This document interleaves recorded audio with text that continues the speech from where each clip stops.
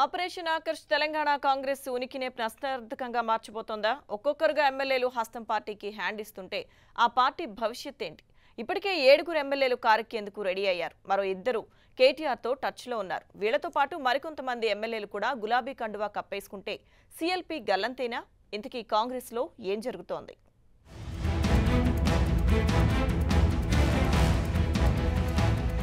Assembly ఎన్నికల్లో ఘోరంగా దెబ్బతిన్న తెలంగాణ కాంగ్రెస్ కు వరుసగా షాక్లిస్తున్నారు ఆ పార్టీ ఎమ్మెల్యేలు.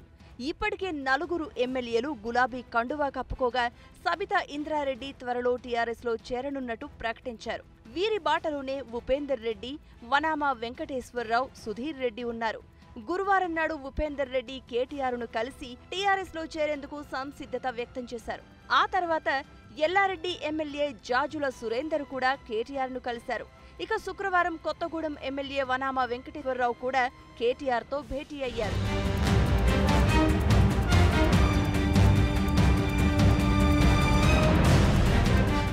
ఖమ్మం జిల్లాలో 6 కాంగ్రెస్ ఎమ్మెల్యేలు గెలిచారు. అందులో రేగా కాంతారావు, హరిప్రియా నాయక్, ఉపేందర్ రెడ్డి టీఆర్ఎస్ లో చేరతామని ప్రకటించారు.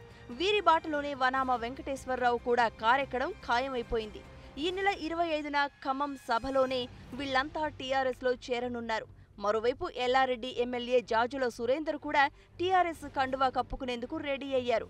ఈ నెల 19న నిజామాబాద్ లో జరిగే సభలో గులాబీ తీర్థం పుచ్చుకోనున్నారు.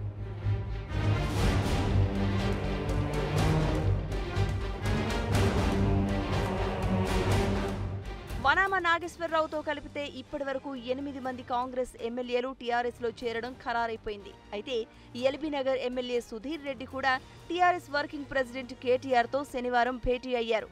సుధీర్ రెడ్డితో కలిపి హస్తం పార్టీ నుంచి 9 మంది కారెక్కేసినట్టే. దీంతో కాంగ్రెస్ ఎమ్మెల్యేల సంఖ్య 19 నుంచి 11కు పడిపోనుంది.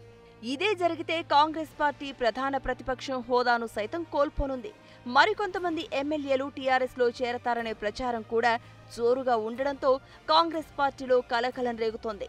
19 మందిలో మొత్తం 13 మంది సభ్యులు టీఆర్ఎస్ లో చేరితే కాంగ్రెస్ కు కష్టాలు తప్పవు.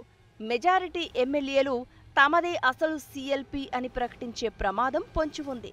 అదే జరిగితే బట్టి స్థానంలో కొత్త సీఎల్పీ నేతను తిరుగుబాటు ఎమ్మెల్యేలు ఎన్నుకునే అవకాశం కూడా లేకపోలేదు.